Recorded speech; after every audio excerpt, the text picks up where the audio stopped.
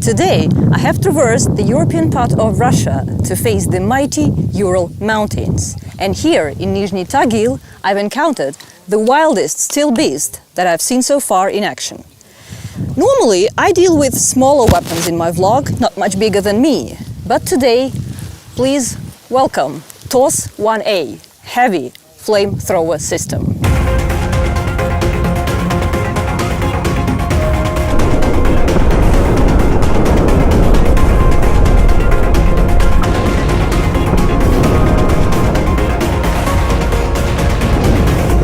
In essence, the Tos1 is a multiple launch rocket system. But it looks quite peculiar and thus puzzles many specialists and amateurs. We should solve this riddle. So let's unpack the box and see what's inside the Tos1 system. In the middle, we see two main elements that are the core of the system. They are the launch vehicle and the transloader vehicle. But it is equally important to see other parts, so we keep on ransacking the box and unfold a command post vehicle and finishes the row a check and test vehicle. Let's learn more about each element.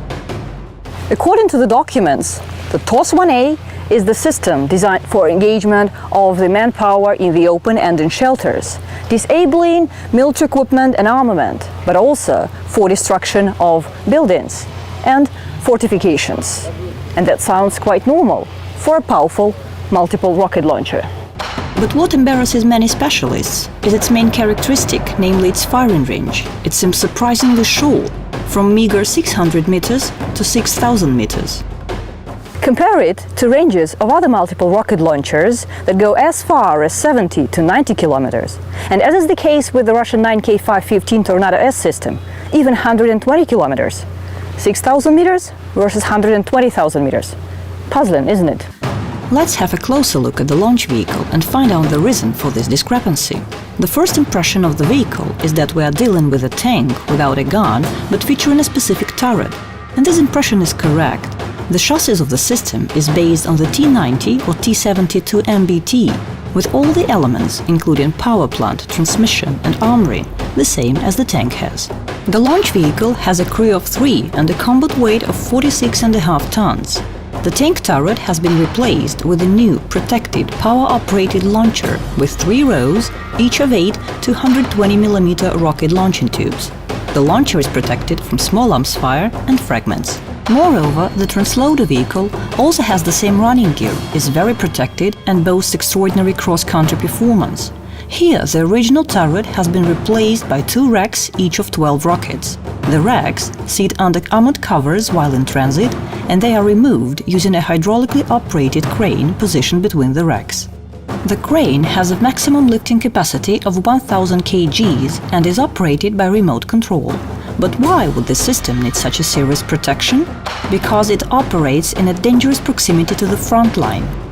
This fancy-dressed car is a command post vehicle. It does reconnaissance, calculates data, collects meteorological information, provides target designation to launchers, assesses results, and reports to the High Commander. The crew is 3: commander, senior officer, and a drone operator. This Ural truck is a test and check vehicle that helped prepare the Tos1 to its mission. Its tasks are to calibrate all the assembly's tools and equipment, check their parameters, and monitor their health. It has special tools for all the equipment, radio stations, sensors, sighting devices. After the mission, the vehicle does the necessary maintenance, like launching tube cleaning, some repairs including welding and other works. Here I feel a good structure. Just look at all the boxes. They're all classified and labeled. Due to modular construction, this equipment can be mounted on different platforms, creating either mobile or stationary test facilities. Today is our lucky day. We have a great opportunity to see the system in operation. So let's take a ride. While we are moving to a firing position, I'll tell you more about the system. The Tos1 is attached to mechanized infantry or tank units, or can even operate independently. They are the only systems as powerful and efficient as MLRS that are employed in close contact with the enemy.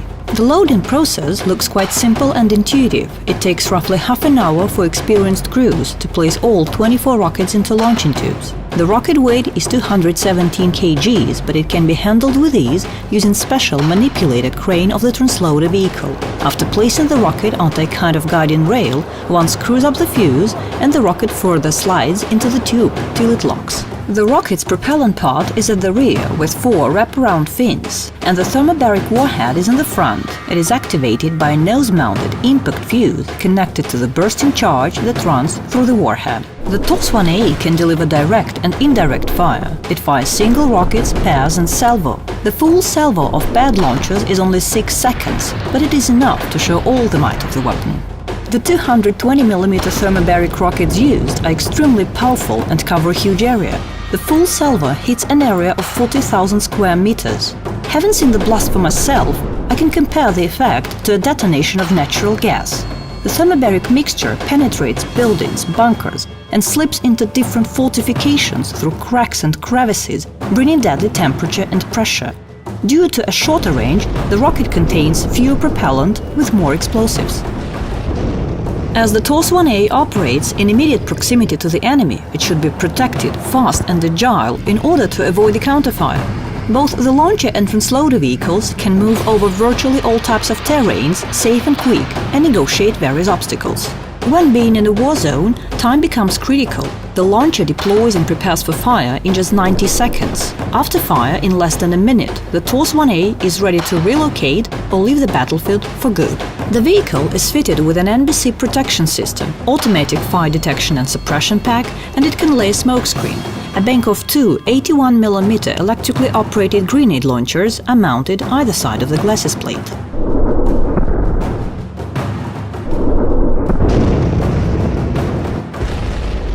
Oh wow, that was really impressive.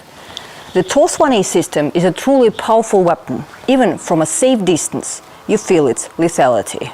Its appearance, tasks and principles of operation make its system unique. There's no other system even slightly similar to the Tos1A. It's not for nothing that the name TOS stands for Heavy Flamethrower System.